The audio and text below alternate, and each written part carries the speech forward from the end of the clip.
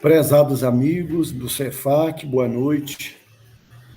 Que a paz do Mestre Jesus possa continuar nos envolvendo. Hoje nós vamos concluir o nosso curso de férias, focado no livro Ação e Reação de André Luiz, né? Aqueles que conhecem já esse livro, por certo, sentiram falta de alguns temas, da abordagem de alguns temas que são importantíssimos, temas esses que são tratados por André Luiz ao longo da obra, ao mesmo tempo em que trata do tema central, que é a lei de causa e efeito. Por exemplo, lá no capítulo 8º deste livro, nós temos a notícia, não só a notícia, mas um estudo muito bonito e muito profundo sobre a escola de vingadores, tratando do tema obsessão. Então, André Luiz entrou nesse assunto da escola dos vingadores. No capítulo 11, por exemplo, nós temos também uma aula de sexologia, falando na paternidade, maternidade e uma série de abordagens com relação ao abuso do sexo.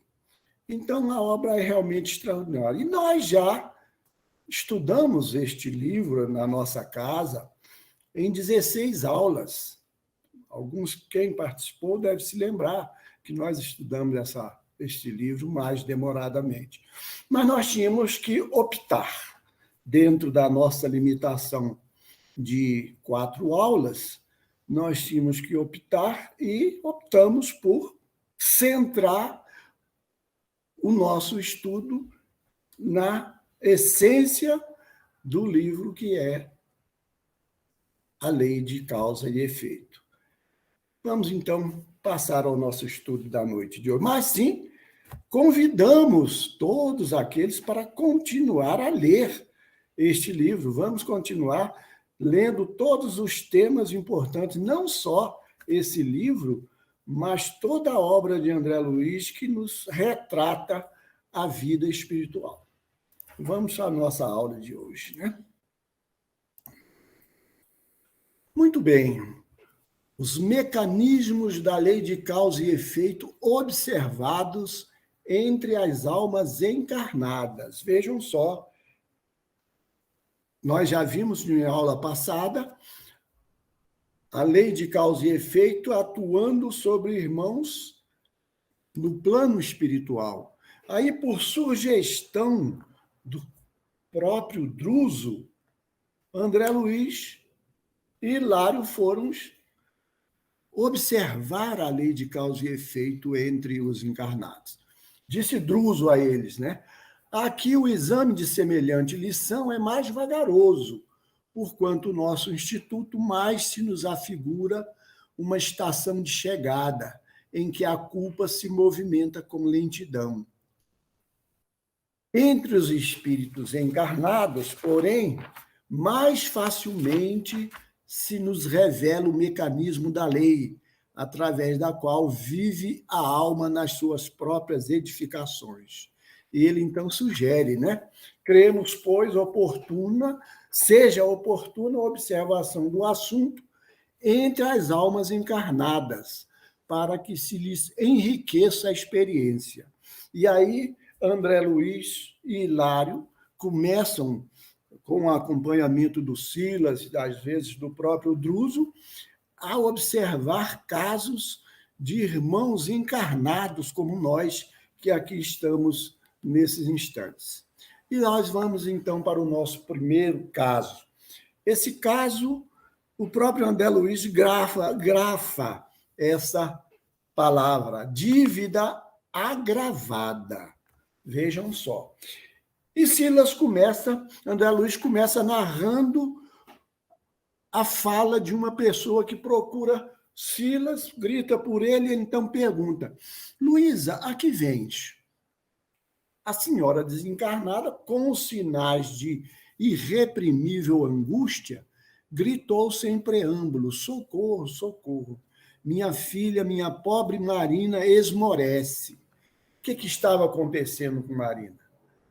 Tenho lutado, continuou a mãe de Marina falando, tenho lutado com todas as minhas forças para furtá-la ao suicídio, mas agora me sinto enfraquecida e incapaz. Vejam, queridos irmãos, era uma tutelada da mansão que estava a pique de cometer suicídio. E aí nós vamos ver aqui, quem é Marina? Trata-se de companheira da mansão, vejam só, tutelada pela mansão, não é? Reencarnada há quase 30 anos, sob os auspícios da nossa casa. Prestar-lhe-emos o necessário auxílio, ao mesmo tempo que vocês poderão examinar um problema de débito agravado. Então, Silas se dirige, não é, com André Luiz e Hilário para uma determinada paisagem da vida do plano encarnado. E lá na casa, André Luiz observou uma pequena junto à Marina, né? Junto de jovem senhora agoniada e exausta, uma menina de 2 a 3 anos choramingava, inquieta. Via-se-lhe nos olhos esgazeados e inconscientes o estigma dos que foram marcados por irremediável sofrimento ao nascer. Vejam, queridos irmãos, a observação de André Luiz, né? O socorro espiritual. Silas, então, se propõe imediatamente a socorrer Marina naquela situação, para que ela não chegasse ao ato extremo. E ele, então, lhe falou: como podes pensar na sombra da morte sem a luz da oração? A desventurada não lhe ouviu a pergunta com os tímpanos da carne, mas a frase de Silas invadiu-lhe a cabeça qual rajada violenta. Quando a gente tem aquele pensamento, não é, que é sugerido pelos espíritos, que ele penetra aquela ideia, né? E ela, então, o que ela faz? Nosso orientador estendeu-lhes os braços, envolvendo-a em fluidos anestesiantes de carinho e bondade. Então, Silas passou a socorrer Marina naquele momento, e ela sentiu os efeitos daquele socorro espiritual. E ela parou, fez uma prece, ou pensou, vou fazer uma prece, mas recolocou o copo, recolocou o perigoso incipiente no lugar primitivo e estirou-se no leito em prece. Vejam só, ela recebeu a indução de Silas, então resolveu fazer uma prece. Aí Silas, continuando no socorro, induzindo-a a um ligeiro movimento do braço, fez que ela mesma, num impulso irrefletido, batesse com força no copo fatídico, que rolou no piso do quarto, derramando o líquido letal. Vejam só o socorro, como funcionou. E aí, então, Silas começa a esclarecer a Hilário e André sobre a história daquela moça que estava sendo atendida. Marina veio de nossa mansão para auxiliar a Jorge e Zilda, dos quais se fizera devedora no século passado, não, dos quais se fizera devedora, ponto, né? No século passado, interpôs-se entre os dois, quando recém-casados, impelindo-os a deploráveis leviandades que valeram angustiosa demência no plano espiritual. Depois de longos padecimentos e desajustes, permitiu o Senhor que muitos amigos intercedessem junto aos poderes superiores para que se lhes recompusesse o destino. E os três renasceram no mesmo quadro social para o trabalho regenerativo. Marina, a primogênita do lar de nossa irmã Luísa, recebeu a incumbência de tutelar a irmãzinha menor. Mas a promessa foi frustrada. Marina, porém, longe de corresponder às promessas esposadas no mundo maior, pelas quais lhe cabia amar o mesmo homem no silêncio da renúncia construtiva, começou a envolver o noivo da irmã em larga teia de seduções, atraindo o apoio de entidades caprichosas e enfermiças. Decorridos breves meses, dedicavam-se ambos a encontros ocultos, faltando apenas 2 semanas para a realização do consórcio, surpreende-se a pobrezinha com a inesperada e aflitiva confissão. Vejam só, Marina incidiu no mesmo equívoco da encarnação passada. E aí a Zilda recebeu aquela notícia, aparentemente com tranquilidade, mas no seu íntimo ela projetava já o suicídio e consegue, na mesma noite do entendimento, a dose de formicida com que põe termo à existência física. Vejam só a consequência da falha de Marina, né? Aí, as autoridades do mundo espiritual, de nosso lar, examinaram o assunto, né? Examinado o assunto pelo ministro Sanzo, determinou ele que Marina fosse considerada devedora em conta agravada por ela mesma. Vejam só, amigos. E a irmãzinha, aquela irmã de Marina, que havia cometido o suicídio, ela nasceu como filha. Jorge e Marina, livres, casaram-se. 2 anos após o enlace, receberam Zilda em rendado berço, com filhinha estremecida. Mas vejam só, queridos irmãos, a consequência do suicídio. Zilda, hoje chamada Nilda, nasceu surda-muda e mentalmente retardada em consequência do trauma perispirítico experimentado na morte por envenenamento voluntário. E a situação, então, de Marina? O marido de Marina, aquele que havia traído Zilda por 2 vezes, né?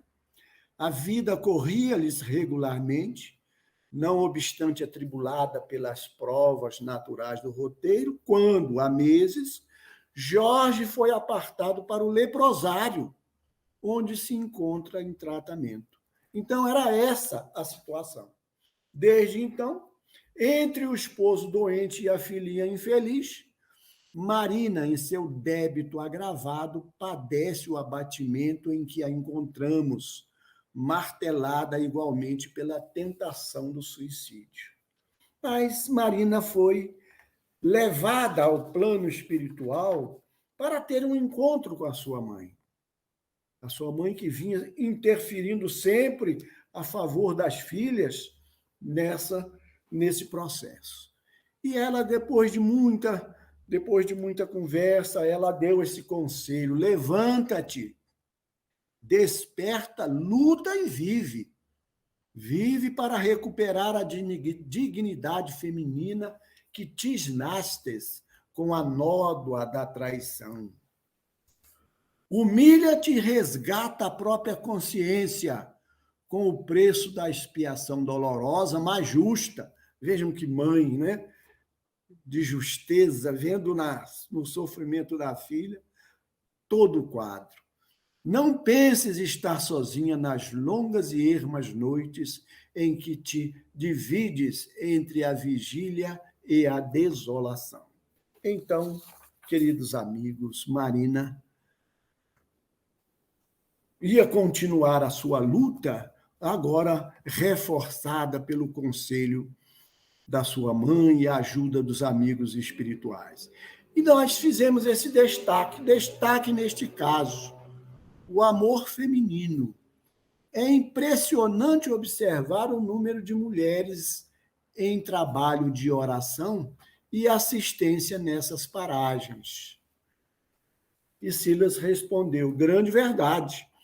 Raras esposas e raras mães demandam as regiões felizes sem os doces afetos que acalentam no seio. O imenso amor feminino é uma das forças mais respeitáveis na criação divina. Foi a lição que nós tivemos nesse caso. E passamos, então, para o segundo caso, débito estacionário. Vamos ver esse caso de débito estacionário. Para prestar um socorro, André e Hilário acompanham Silas a uma região rural. Em um casebre exposto à ventania, uma infortunada mulher jazia enrolada em farrapos sobre uma esteira e próximo a ela estava mísero anão paralítico tomado de idiotia completa. Vejam só que quadro triste esse descrito por André Luiz. Silas esclarece. Temos aqui nossa irmã Poliana e Sabino, o filho desventurado que o poder celeste lhes confiou.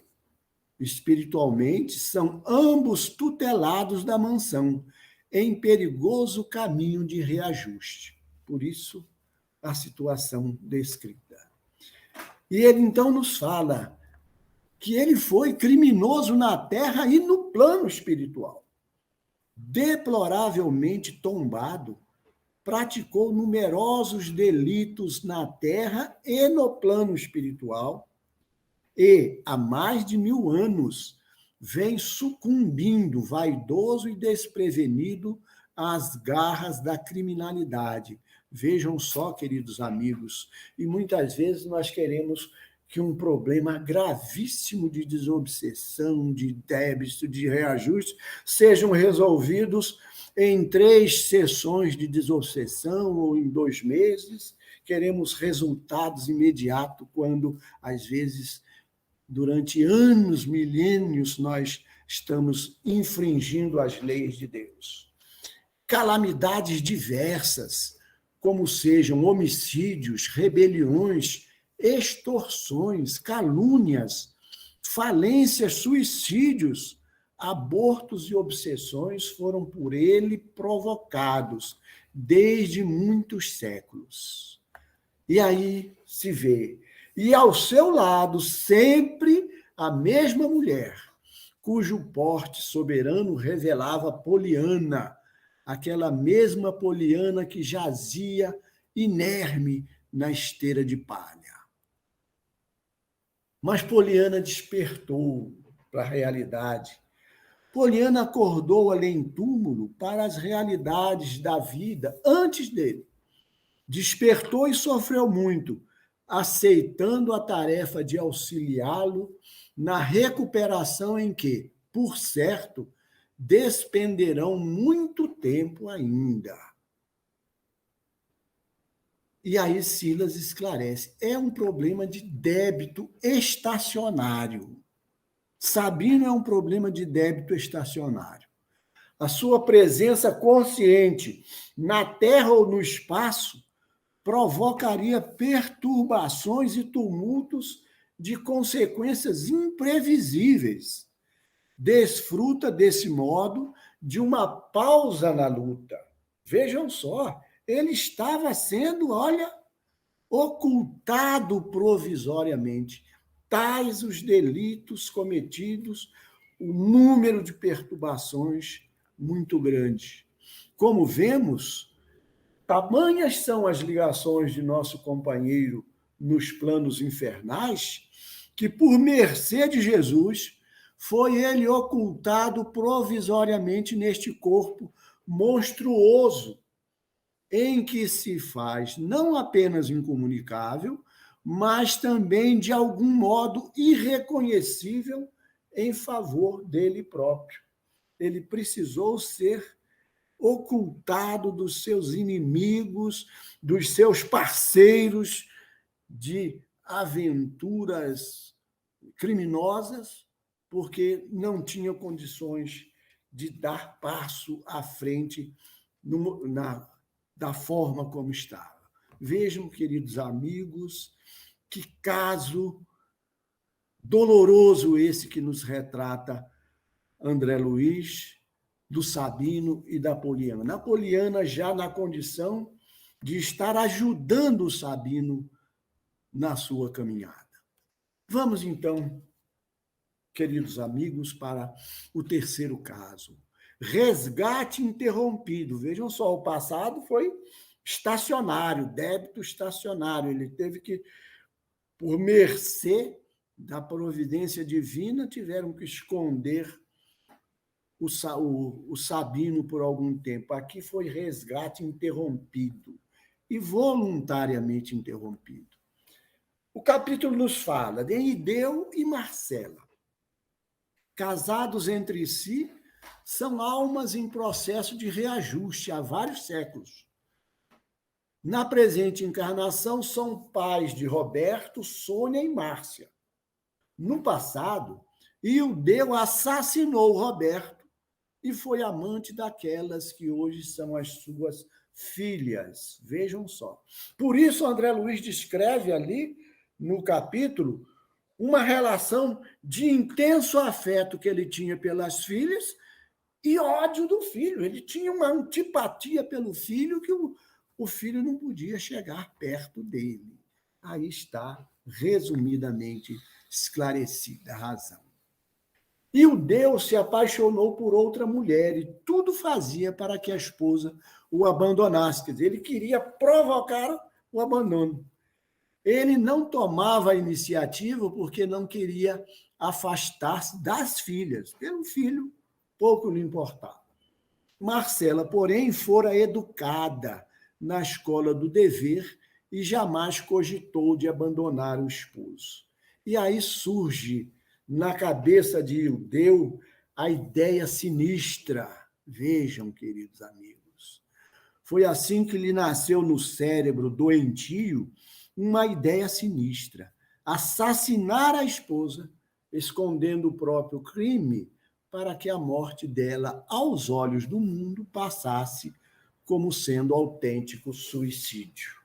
Vejam só. Mas aí Silas nos esclarece a respeito das formas, pensamentos. Acompanhamos-lhe, porque lá estavam todos em socorro a Marcela, né? Então, Silas descreve: acompanhamos-lhe a evolução do translocado plano, porquanto é sempre fácil para a espiritualidade, não é? Penetrar o domínio das formas pensamentos vagarosamente construídas pelas criaturas que as edificam, apaixonadas e persistentes em torno dos próprios passos.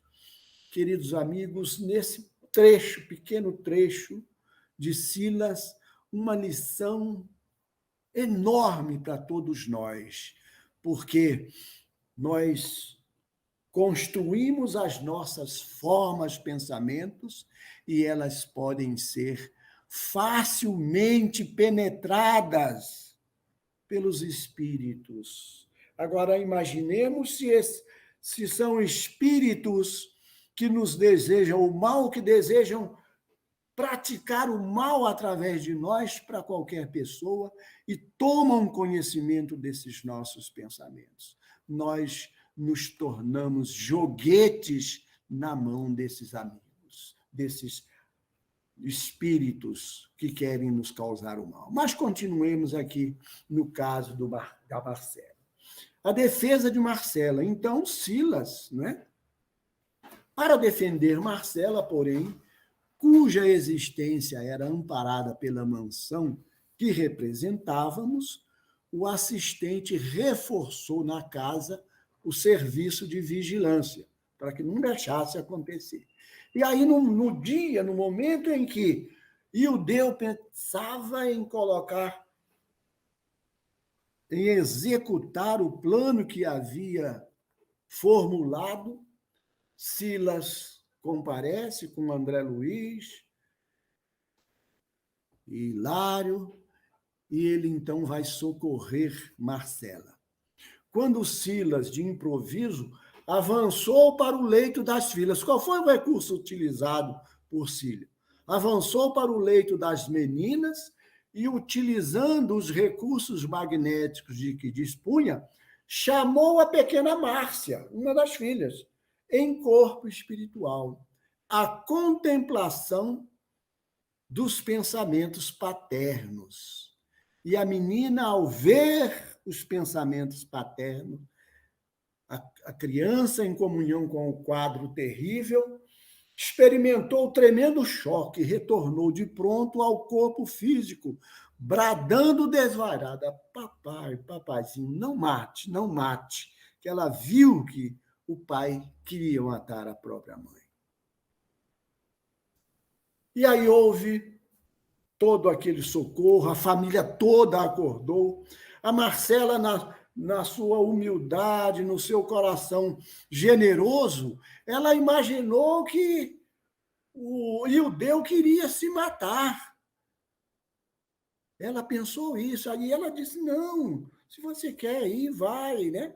E ela depois foi levada ao plano espiritual e lá ela teve o aconselhamento através da conversa com Silas. Concede, sim, liberdade ao teu esposo, embora saibamos que o dever é uma bênção divina, da qual pagaremos caro a deserção. No momento, era preferível que ela concedesse o divórcio para que não acontecesse uma tragédia. E o Deu, continuou Silas esclarecendo, ausenta-se agora dos contratos que abraçou, a benefício de si mesmo, e interrompe o resgate das contas que lhe são próprias. Voltará, porém, mais tarde aos débitos que olvida, talvez mais onerado perante a lei. Vejam só, quando nós desertamos dos nossos compromissos, nós vamos ter que reassumir esses compromissos no futuro em condições muito piores.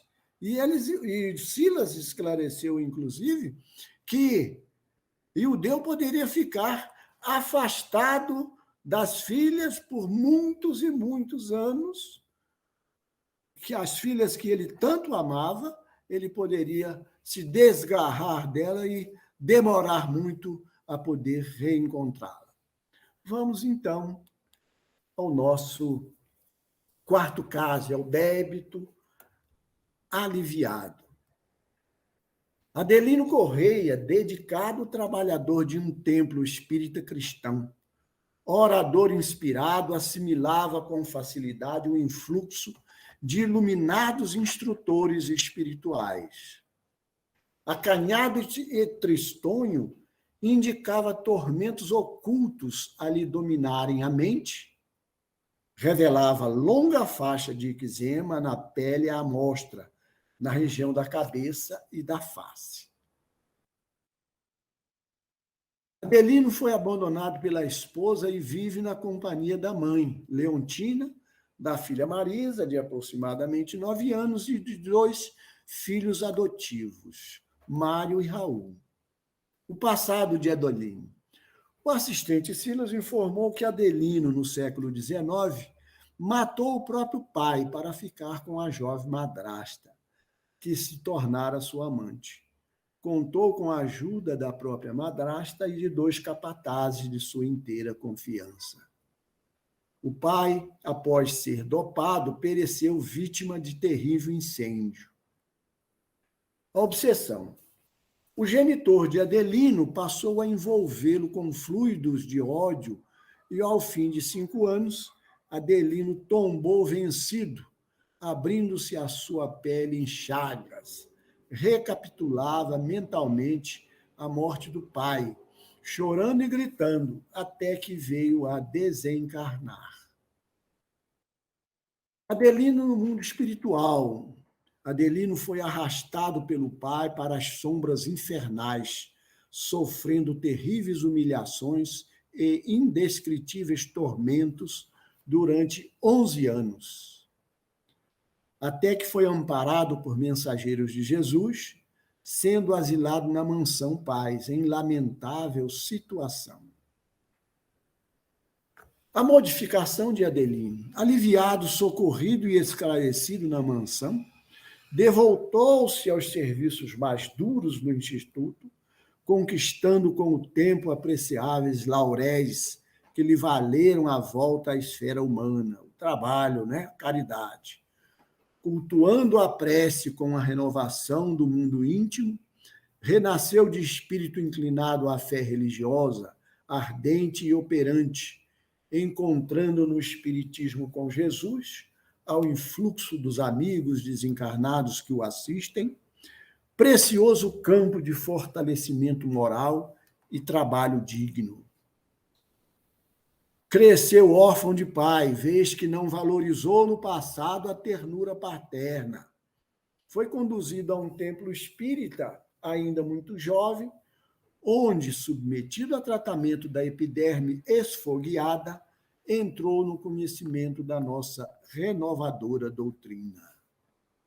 Os filhos, vejam só, atraiu para junto de si, como filha da sua carne, a antiga madrasta, que desviou dos braços paternais. Hoje reencarnada junto dele para reeducar-se ao calor de seus exemplos nobres, guardando a dor de saber-se filha de pobre mulher que relegou o tálamo conjugal, tanto quanto ela mesma. Recolheu como filhos adotivos os dois capatazes do parricídio tremendo, os antigos capatazes Antônio e Lucídio. A moléstia de pele, semelhante moléstia em face da dívida em que se empenhou, deveria cobrir-lhe todo o corpo. Mas, pelos méritos que ele vai adquirindo, a enfermidade não tomou proporções que os peçam de aprender e trabalhar. A doença da pele era em razão da morte do pai através do incêndio, né? Do envenenamento e do incêndio. E interessante neste caso, que a gente vê no final do capítulo, que o Adelino recebe como filho o próprio pai. Porque vejam lá, queridos irmãos, leiam este capítulo. Quinto caso, que é o nosso último caso, dívida expirante. Aqui nós estamos diante de uma dívida que está expirando. No hospital, vimos Léo, que uma tuberculose pulmonar arrastava ao cepo da morte. Não obstante a dispneia, mostrava o olhar calmo e lúcido, revelando perfeita conformação aos padecimentos que o conduziam ao termo da experiência. Tão acentuada se lhe evidenciava a acuidade mental que quase nos percebia a presença. Ele não teme a morte. Perguntas de André Luiz. Léo, amigo, sabe que deixará o corpo em breves horas? Oh, sim, a morte. Sei que, provavelmente, esta noite chegarei ao justo fim. Não tem receio? Perguntou ainda André Luiz. Nada posso temer, nada posso recear em companhia do Cristo, meu Salvador. Queira, amigos, que nós possamos conquistar essa mesma confiança em Jesus que o Léo conquistou. E André, então, faz essa observação da sublimidade do sentimento cristão. Meditei na sublimidade do sentimento cristão, vivo e sincero, seja qual for a escola religiosa em que se exprima. A história de Léo. E ele conta, então, meus pais, os meus únicos amigos, no entanto, demandaram o túmulo. Separado de minha mãe, vi-me entregue aos desajustes orgânicos. Logo após, meu irmão Henrique não hesitou em declarar-me incapaz. Obteve da justiça a documentação com que se fazia meu tutor. Apossou-se-me de todos os recursos. Internou-me no hospício em que amarguei longos anos de isolamento. Quando algo melhorado, fui constrangido a deixar o manicômio, Recolhi-lhe à porta, mas expulsou-me sem compaixão. Quer dizer, o irmão o expulsou. Tentei o trabalho digno, mas apenas obtive em meu favor a profissão de vigia. O frio da noite, porém, encontrava-me ao desabrigo, e a breve tempo adquiri uma febre insidiosa que passou a devorar-me devagarinho. Certa feita, caí fatigado sobre a poça de sangue, e criaturas piedosas me angariaram o leito em que me refugio. E ele, então, dá a sua opinião. André Luiz pergunta e ele dá. Qual a sua opinião sobre Henrique? Pobre Henrique, não deverei antes lastimá-lo? Acaso não deverá ele igualmente morrer? Por que me reportaria a perdão se ele é mais infeliz que eu mesmo? Olha a compreensão do Léo, né? Jesus, escarnecido e espancado, esqueceu ofensas e deserções. Era a conformação. Com que direito julgarei assim meu próprio irmão, se eu, alma necessitada de luz, não posso penetrar os divinos juízos da providência? E ele então relembra, Silas esclarece.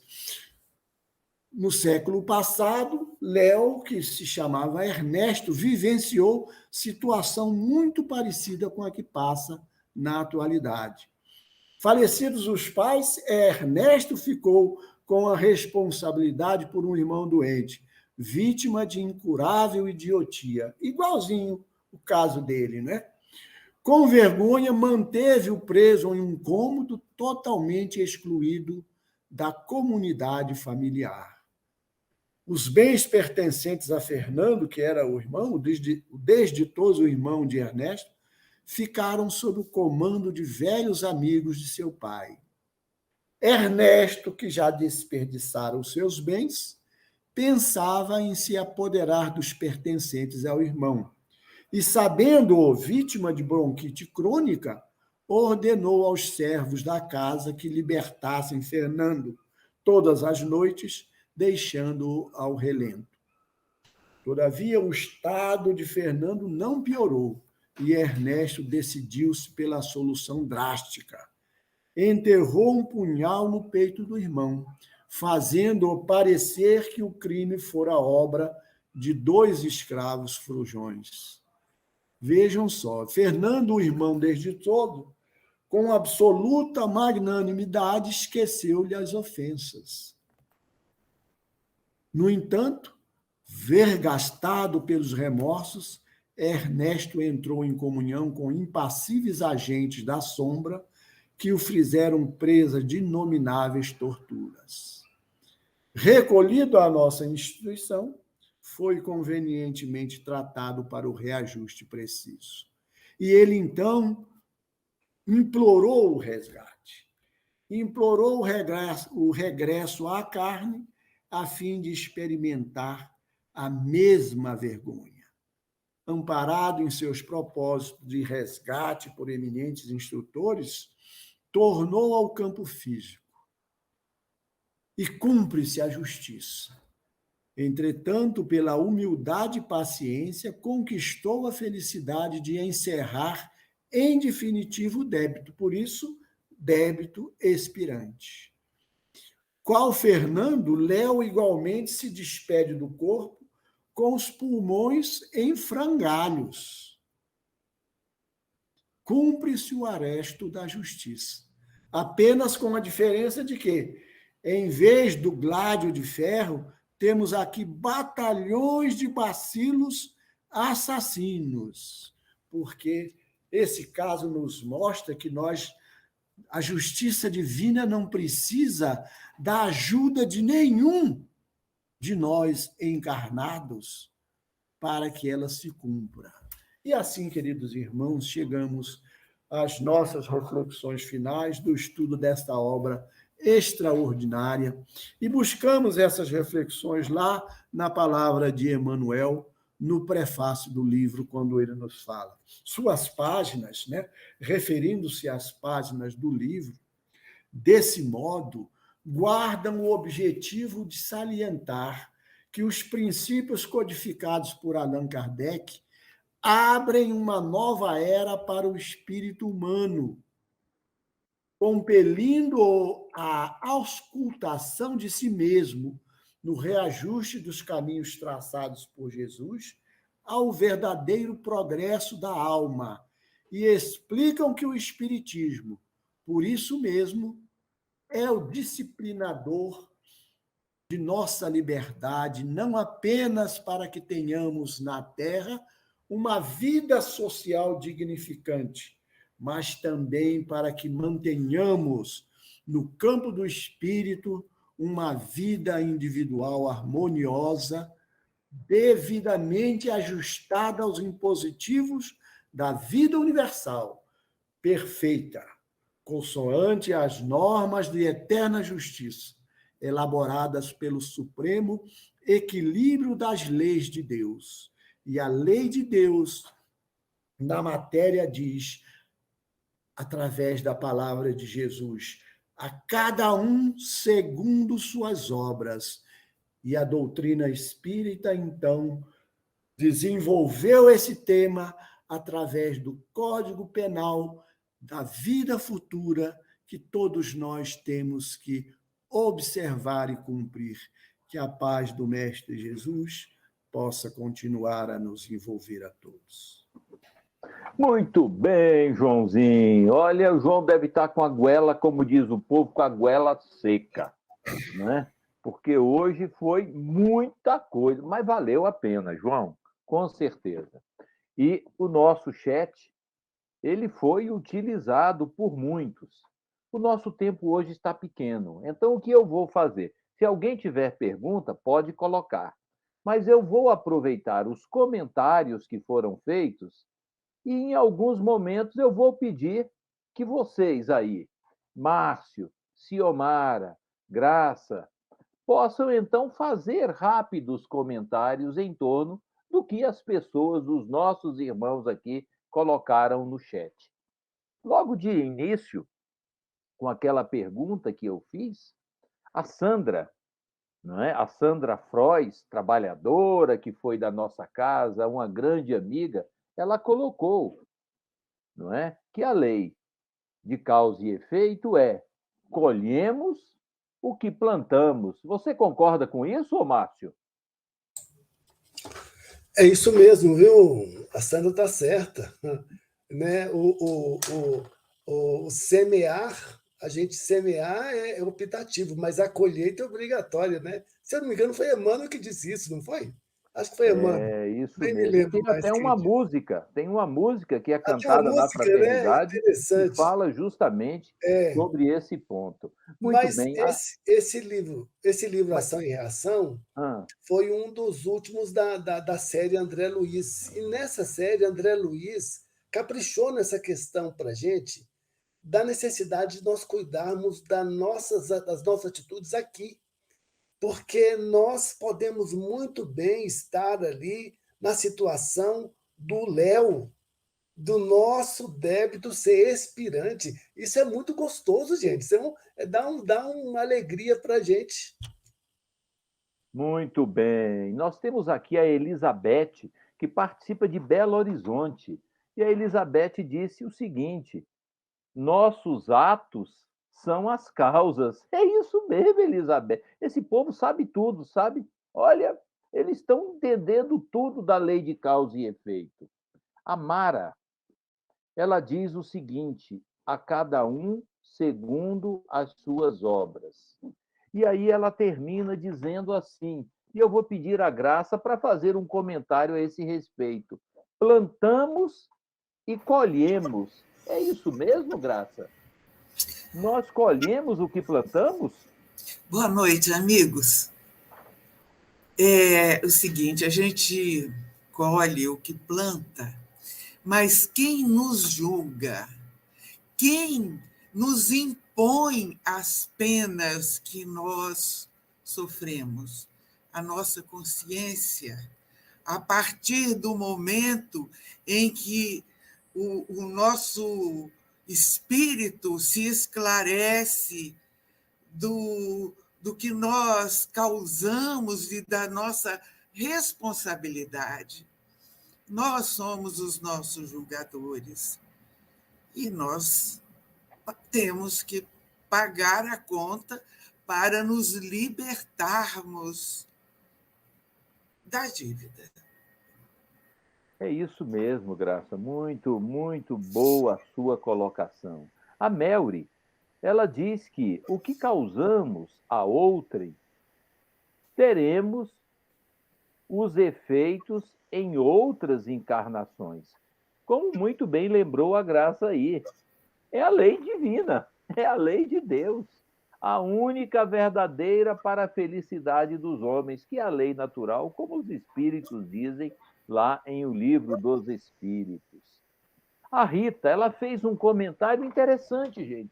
Ela fez e apagou.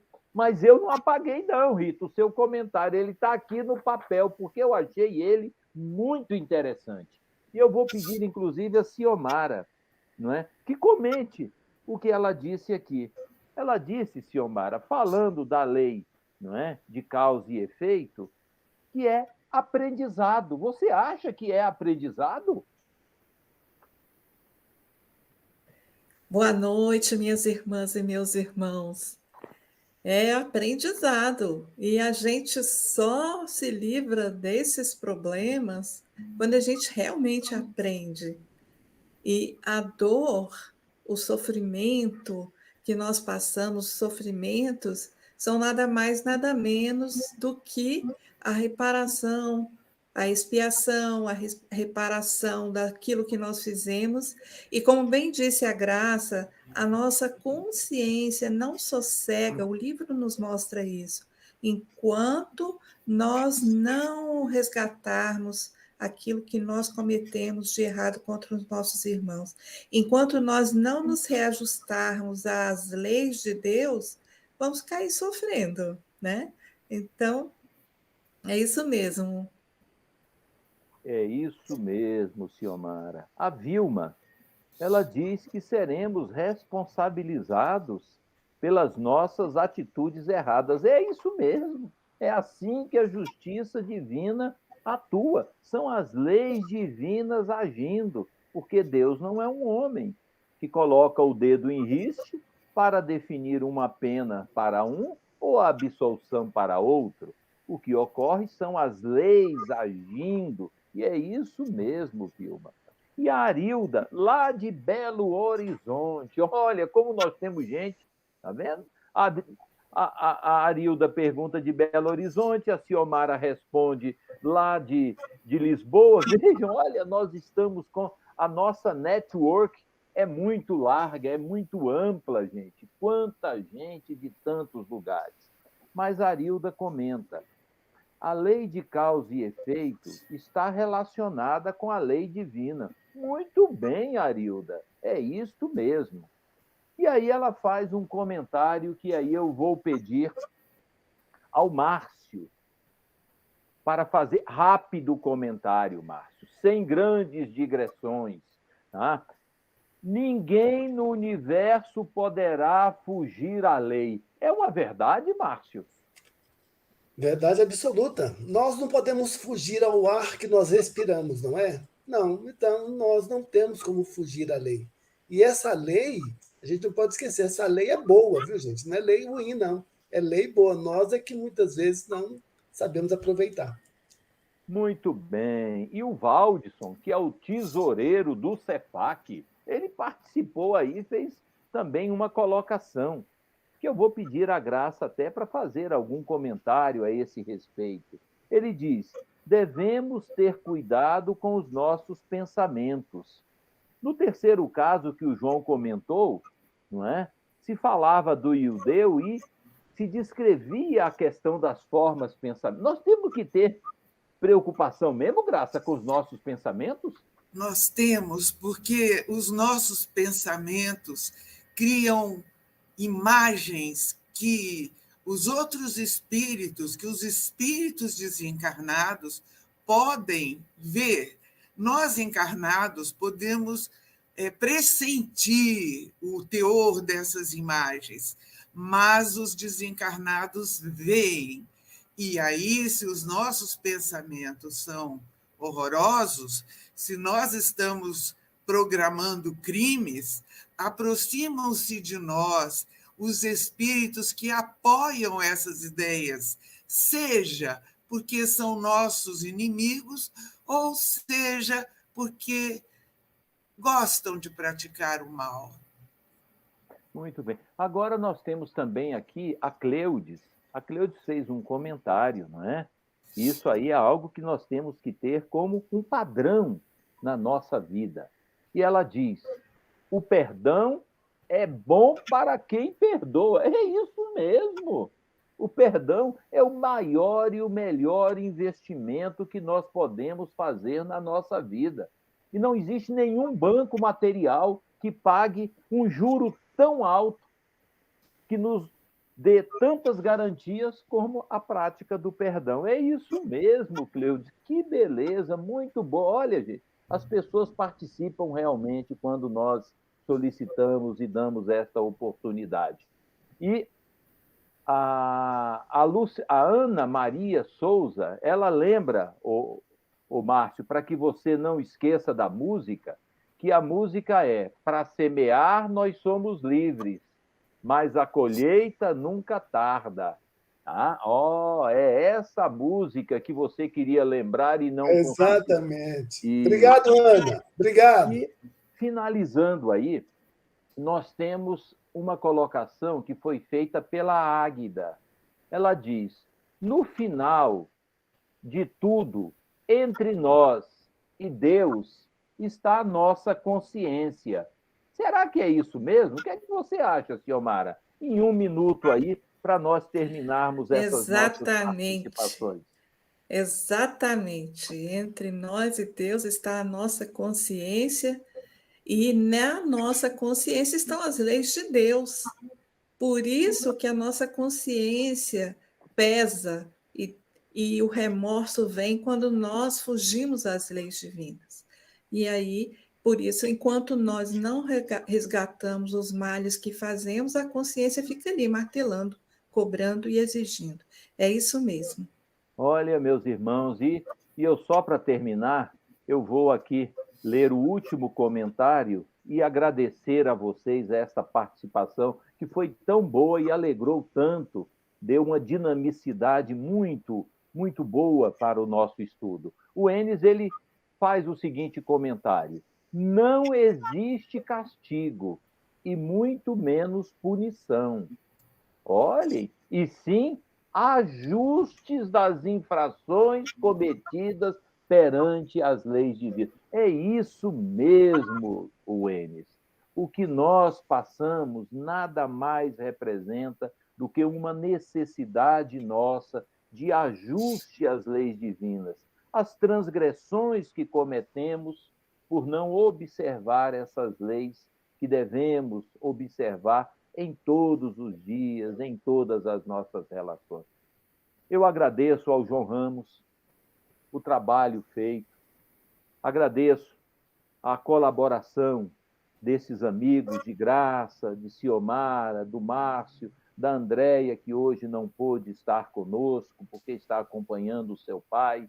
Agradecer a todos vocês que participaram dando e trazendo essas contribuições valiosíssimas, porque cada comentário que faz, e eu digo isso para a Rita: Rita, não precisa apagar, não, Rita, você viu o quão foi importante a sua colaboração.